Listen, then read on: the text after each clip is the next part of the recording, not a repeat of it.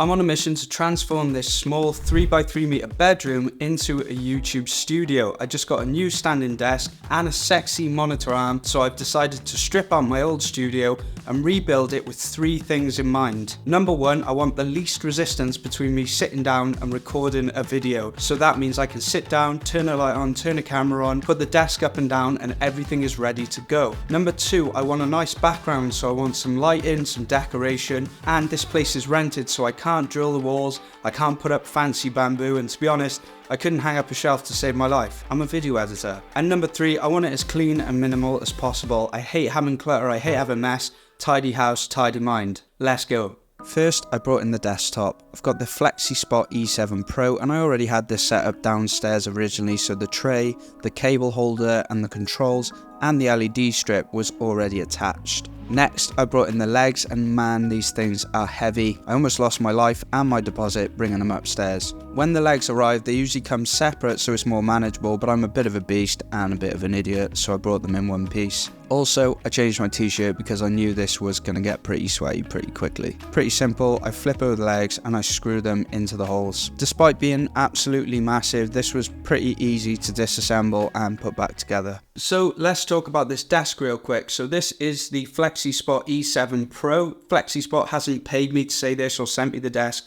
I bought it with my own money. I wanted a standing desk, and I'd read tons of horror stories about them being unstable and not sturdy, and I took a gamble on this one. So if you're wondering, is it sturdy? Yes. Holds my monitor, my speakers, and at standing level, it wobbles a little bit, but not like wobbly, just anything is going to move a little bit, but it's absolutely nothing to worry about. When the legs come, they actually come separate. It doesn't come with pre-drilled holes, but I managed to just use a screwdriver and nail those screws in there as well. Probably not the best job, but anyone who can use a screwdriver will be able to put this together. Also, it's got the controls, goes up and down, does everything a standard desk is supposed to do. So yeah, not much more to say about it. Super sturdy, super heavy. That's why I'm sweaty and now wearing a t-shirt. But let's talk about the placement of the desk in this room. So I think most people would opt for putting the desk against the back wall, but from a feng shui perspective, that means my back's facing the door, so ninjas can break in and kill me without me seeing.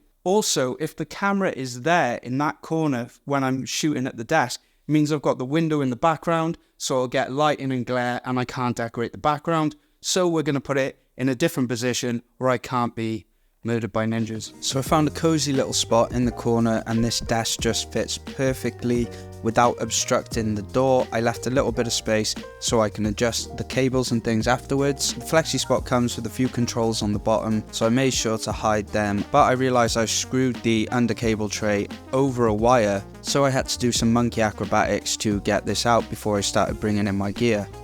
I'm a full-time video editor, so I've got a high-spec PC which can handle pretty much anything. So I've got a 34-inch Huawei MateView GT monitor which has got great colours, great screen, but it comes with this soundbar, and I've got pretty good speakers so I don't really need it, and it takes up space on the desk, which is why I've got a new monitor arm coming tomorrow. Next, I brought in my speakers. I've got the Adam Audio TV5s. I used to DJ, and these are near-field monitors, so I never wear headphones. These are crystal clear, amazing quality, and they've got really precise and accurate sound because they are studio monitors. I've thought about downgrading the monitors to get smaller ones that leave a little bit more space on the desk, but I just love them too much to let them go. By the way guys, I'm going to leave everything I use linked in the description below. If you purchase through those links, it gives me a little commission at no extra cost for you. I brought in the BenQ Halo light bar. Once you've had a light bar, you can never go back. What I like about this one is it lights the desk, but it also has the little halo thing on the back, so it lights up the wall behind, and it just means less eye strain as I'm quite close against the wall. You've probably seen this before, but it's got temperature controls,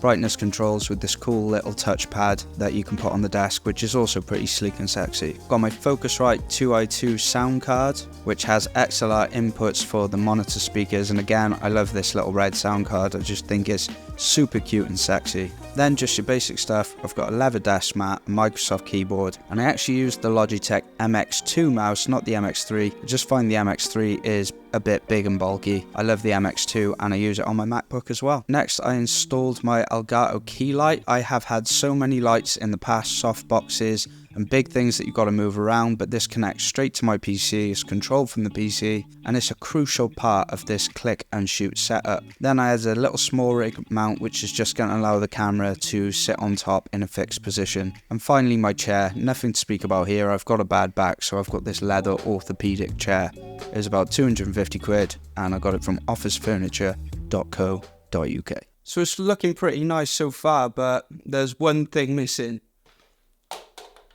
The table comes with this kind of like thing that goes underneath. I think they call it a cable management tray. So we're going to get the cable management tray up. Then, because I'm a genius, I found these little things on Amazon, and it's basically like cable piping stuff that you can pipe around the cables. So one benefit about a standing desk that I definitely never realized before was that it makes it much easier to access your cables and to fix new things to your desk. So I've got a pretty simple process for this. So I stick all the plugs into the equipment and leave them hanging down. Then I put a multi-AC adapter into the cable management tray. Then I plug them in to the closest plugs, and any loose wires I bundle up, and sometimes I use some ties if the cable's extremely long. And then finally I use some of that piping to gather the cables that are going down to the PC. But I'm not going too hard on this now because I know that I'm getting the new monitor arm tomorrow, which I am going to show you in this video.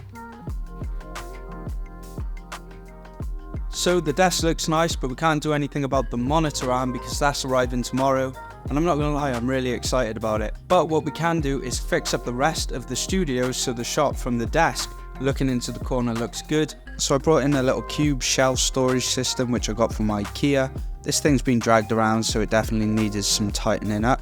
Then I brought in this walnut and black bookshelf, which I absolutely love. This bookshelf also has an LED strip attached to the back, and I took some time to rearrange my books. It was actually a good time to sit down, organise my storage, throw out things I don't need, and of course I had to bring in the trademark chicken. And then finally I brought in my little tube light for my background lighting. And boom, this is pretty much the setup. Let me show you a couple of reasons why this is amazing. First off, the camera is linked by USB, so I've got live view shooting. So let me show you on my phone. I can actually control the camera when I want to shoot from my desk here. I can change the camera settings and things like that. Also, the key light in the Elgato control center is all controlled here. So I can control the color temperature, so we want that on 5600, and then I can control the brightness, and while I'm adjusting the brightness and everything, I can do that all from the computer. All the lighting behind me is controlled from one switch, so when I want to shoot a video, all I got to do is go and press this one switch behind me to turn the video lights on and turn them off. And also, when I do turn them on, my battery packs for my camera are also down here. This is probably the only annoying thing. I could have the camera lower and looking up, but I like how you see this desk, but we can fix that little bit. So I can literally come in, boom, boom. Hi guys, welcome to the channel. So everything was great at this point. I wish the video just stopped here, but this is where it all goes downhill. Door just now, the door just monitors here, monitors here.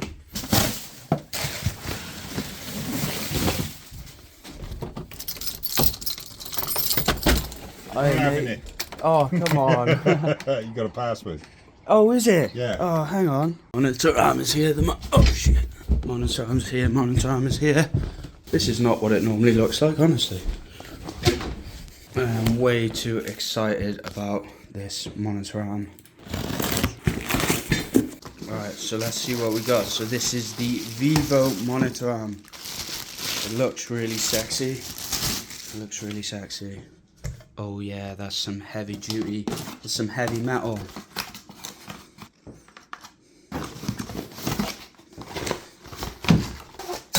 Oops.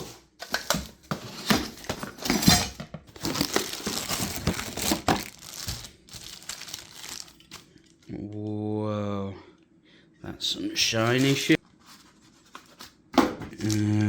What's that? Instructions. Severe or fatal crushing injuries can occur from tip over. I'm pretty sure this would be the culprit. If I was going to die, it would be the flexi spot legs.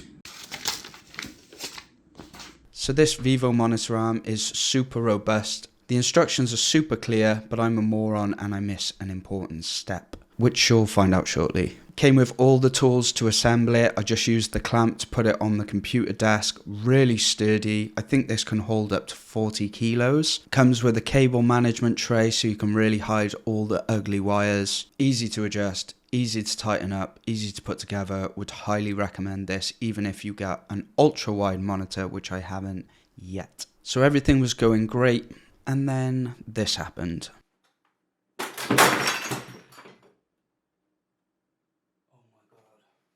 It is on this day that we must say farewell to, well, the plant pot.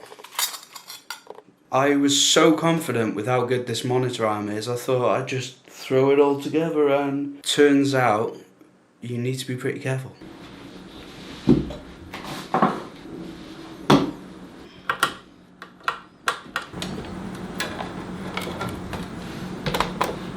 Just when I thought everything was good and we can get back to work.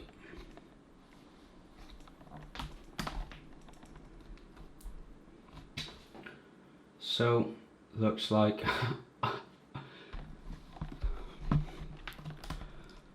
I'm going to buy a new monitor. So this video has turned into a bit of a disaster. It's like 2 days later since I dropped that monitor, and what I realised was I didn't just break the plant pot, I actually cracked the monitor screen. It's not just cracked, it's gone black. So remember everything I said about the Huawei MateView GT34? That's going in the bin. Now this isn't anything to do with the monitor arm. I was missing one big screw and spacer, which literally is the most important screw and spacer that sticks the TV onto the monitor arm, and that's what you get for chucking away the instructions. But I thought, if I'm going to get another monitor, I'm not going to just buy another 34-inch monitor, because then I'm just going to feel like, well, I'm just paying for the same. So I decided to get a new monitor and a bunch of other stuff, so this video is going to keep on going. So I was split between two monitors, the Asus ProArt 34, which has amazing color accuracy, which was £800, or the LG 40-inch monitor that is 5K, which is basically going to be like two 20-inch screens side by side. I can have Premiere Pro in one side, After Effects in the other side. When I'm editing, I've nearly always got two windows. So I went on eBuyer and I found one which is an X display model for just under £900 when they're usually £1,500. So we're going to stick in the new monitor. I got a new desk mat, I got two new little light things, and I got a couple of little grey panels to go on the wall because I think they look cool and all the cool YouTubers do it. So let's get into it. So I was really impressed with eBuyer and this X display model. There was really no noticeable marks on it. It came well packaged, had all the cables that you need, like the Thunderbolt, DisplayPort, HDMI, USB-C. I was surprised that it even still had some of the film on it, considering it was nearly half the price. The monitor itself is huge, it looks lovely. I didn't realise it was going to be white on the back, but that doesn't bother me at all. I think it looks really nice. I went back upstairs, carefully attached this new monitor arm using the screw that I missed before. Then I prayed and it sat on the wall. And this is where it gets even worse. So for the first time in my life, I used a tape measure and a spirit level before I started trying to design my back wall. And this is just not my style. I see people do it, and this is what I get for not being my authentic self. I planned out the design before sticking everything on, but I just didn't like it, and this is where it gets even worse. So guys, I hope you're not... What is going on with my hair? I hope you're not looking for a happy ending, because guess what? I didn't like the sticky panels, so I removed them. And I removed the paint and the wallpaper from the wall. Now I've got loads of hairy stuff stuck on the wall, so I've borrowed a hairdryer off my mum. So I'm going to be hairdrying and picking fluff off the wall. And I'm going to be contacting a painter. I mean, the desk looks nice. I think this video should be called The Dark Side of Desk Setups. So I've got the 40-inch monitor, but I don't want it. First of all, because of the 4K scaling, you have to upscale the images, which makes everything else just like a little bit blurrier. And then I use OBS for screen capture, and I just get an error when I try and use OBS on 5K. And I kind of wish things were the way they were before. I've learned a lot through trying to make this desk setup video, I'm no cinematographer, I'm no woodworker, and I definitely can't hang up a shelf. I used to knock those guys who make those amazing, buttery smooth B-roll videos, and I realised I've got to give them credit. Designing a nice livable space is hard enough, but filming it is another story. The lighting changes throughout the day, you've got to manage the daylight and a key light to light up the shots and get them consistent. And to be honest, I've moved this house twice in 2 weeks now. I've had some big wins, mostly hit and publish on this video, and I've suffered some losses. But the main thing, guys, you don't need any of this fancy stuff. When I started editing videos 5 years ago, I was working from my kitchen table in my mum's house on a cheap laptop because I was inspired, hungry, and I wanted to succeed.